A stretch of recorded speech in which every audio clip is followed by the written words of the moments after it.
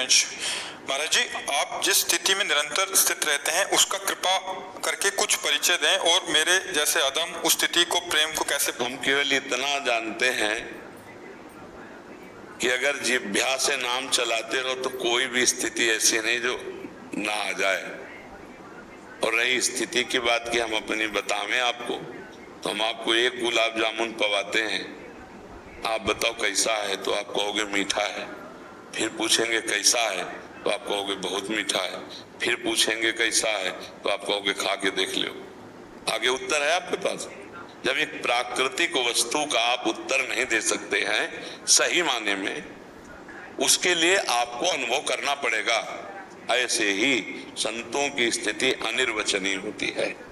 उसको कैसे बताया जा सके जो शब्द में ही नहीं आ सकता, जो शब्दातीत है, उसको कैसे बताया जा सके। हाँ, उसका साधन बताया जा सकता है। आप नाम जप करो, शास्त्रों का स्वाध्याय करो, ठाकुर सेवा, समाज सेवा करो और अपने आचरणों को पवित्र रखो, तो स्थिति आगे बढ़ना शुरू हो जाएगी। हमारी क्या स्थिति है सही पूछो तो हमको भी पता नहीं, हमारे गुरुदेव जाने है ले हमारी क्या स्थिति है, हमारे गुरुदेव जाने या इष्ट देव जाने। भाई इतना जरूर है कि उनके भरोसे पे है। जैसे आप कहे ना आपकी गाड़ी पे है, ऐसे हम गुरुदेव की गाड़ी पे है, भरोसे पे है।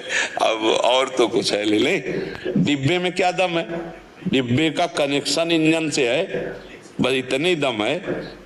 डिब्बे में कोई इंजन थोड़ी लगा हुआ है, पर इंजन से ज्यादा ढोता है डिब्बा। नहीं, इंजन में 2-4 लोग होते हैं और डिब्बे में 70, 80, 100 तो होती होगी। तो इंजन में पावर है, पर पावर से कनेक्शन डिब्बा का, इसलिए बहुत ज्यादा सवारियां ढोता है डिब्बा। तो हम लोग हैं डिब्बे, इंजन है गुरुदेव, इंजन है इष्ट देव, उन्हीं के बल से हम लोग चल रहे सब लेकर। तो क्या अंदर की स्थिति का अनिर्वचनीयम प्रेम स्वरूपम, उसको कैसे कहा जाए।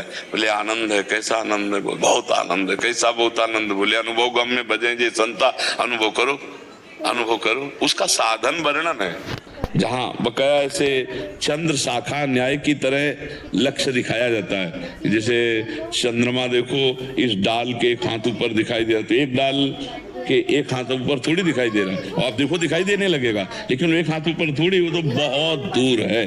तो ऐसे ही संतों की जो स्थिति होती है वो अनिर्वचनीय स्थिति होती है, भगवत स्वरूप स्थिति होती है। तस्मिन् तज्जने भेदा भावा, भगवान और भगवान के जनों की स्थिति में अभेद स्थिति होती है, भगवत स्वरूप होती है।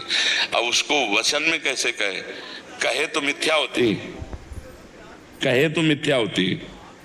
वो मिल गए तो अनंत है, झूठा हो जाएगा।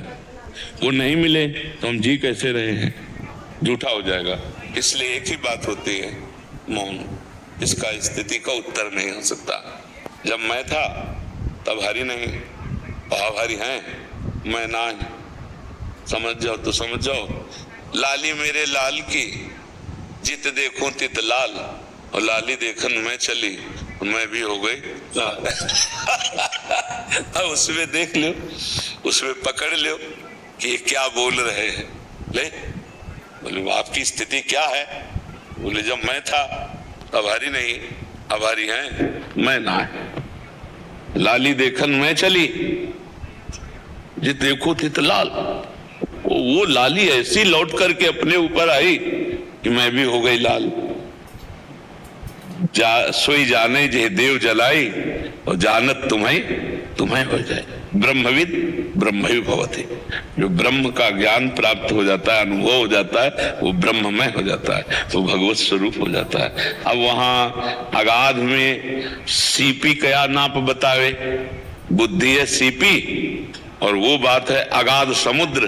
तो सीपी से समुद्र की था कैसे बताई जाए कि 100 सीपी उलीचे दो, जीवन भर उलीचते रहो तो भी समुद्र की था थोड़ी, कुछ अंतर थोड़ी पड़ेगा। तो भगवान ज्ञान समुद्र है, भगवान प्रेम समुद्र है। जब भक्त भगवान में तन्मय होता है तो वही ज्ञान समुद्र, वही प्रेम समुद्र प्रभु हृदय में प्रकाशित हो जाते हैं। इसलिए अथाह ज्ञान, अथाह प्रेम, अथाह शांति, भगवान शांताकारम, सब लक्षण भगवान के भक्त में अंश में उदित हो जाते हैं। अब वो जीवत तो नहीं रह जाता, वो भगवत स्वरूप हो जाता है।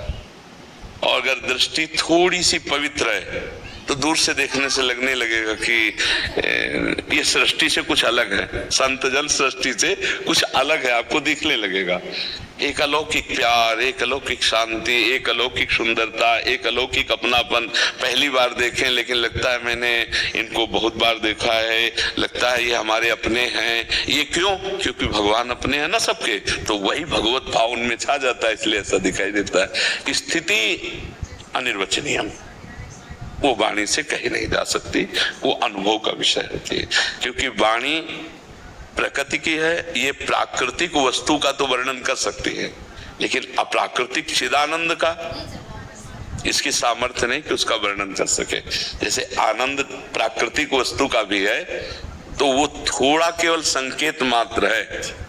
इसके बाद अनुभव शब्द आएगा कि आपको अनुभव करना पड़ेगा कि कैसा मीठा है, कैसा खट्टा है, कैसा है, उसके लिए अनुभव शब्द आएगा। जब प्रकृति की किसी वस्तु का सही आनंद मतलब अनुभव में ही आ सकता है, केवल वाणी से नहीं कहा जा सकता, तो फिर परमात्मा का कैसे हो सकता है? जो वचन से अगोचर है, जो अतीत है, उसका कैसे वर्णन हो सकता है? समझ पा रहे बच्चा?